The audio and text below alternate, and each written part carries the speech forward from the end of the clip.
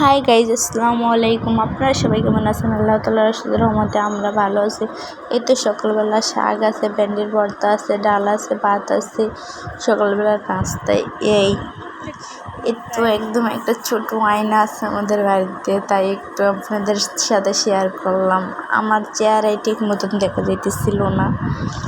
আর এই জায়গায় আমার ছেলের জন্য কেক এনেছিলাম, ছেলে খাইছিল, একটা ছিল, খিদা লাগছে। এখন ছেলেতে একটু খেয়ে নিব, দোকান খুলে ছেলের আবার রান্না দিয়ে দিব। কেকটা অনেক মজার ছিল, ভিতরে ক্রিম ছিল। এটাই তো আমার ছেলে খেলা করতেছিল। আর ওই যে আর পিটারের নানু দুধ বেড়ে দিয়েছে, দুধ ফালাই দিয়েছিল, আম হাতে ছিল, আমটাও ফালাই দিল। আমার খালতো বোন আমাকে ক্যামেরা অন করতে দেখে সে দৌড়ে গেল। আর এই জায়গায় আমার বাগনিরা আম বানায় খাইতেছিল, বোনের মাইয়া, কত বোন, এই সবাই মিলে ওরা আম খাইতেছিল। আমি একটু ভিডিও ক্লিপ নিতেছিলাম, আমার বলতেছিল আন্টি একটু ভিডিও করেন। এতে আমার এই বাগনি সবসময় আমাকে ভিডিও করে দেয়, সে বলবে আমাকে সাথে সাথে ভিডিও করতে। তো ওরা এই জায়গায় খেলা করতেছিল, গায়ের গেঞ্জি টেঞ্জি সব খুলে লাইতেছে, আর গরম লাগতেছে। বড় গেঞ্জি ছিল সেজন্য সে খুলে লাইতেছিল। আমার মা টাইনা বড় পুরোটাই খুলে দিল, সে বড় গেঞ্জিটা খুলে লাইছে একা একাই। আর এই জায়গায় আম করতেছিল। আর এই তোমার ফুফাতো বোন ক্যামেরা অন করতে দেখে লজ্জা যেতেছিল।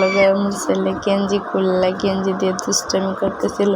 আর এই যে আরেকজন বাথরুমের সামনে এসে খেলা করতেছিল। আমি বলতেছিলাম দাঁড়া, তোর ভিডিওতে ভাইরাল করে দিব। তার জন্য সে দৌড়াদৌড়ি করে ঘরের পিছনে গিয়ে পলাইতেছিল। আর এই যে চাই দিয়ে মাছ ধরে আমাদের এলাকায়। তারপর এলাকায় এরকম মাছে কমেন্ট করছে জানাবেন। এই যে দুষ্টামি করতেছিল, কি মাইন্ডে নেবেন না, এদিকে এই দুষ্টামি করলাম দেখা।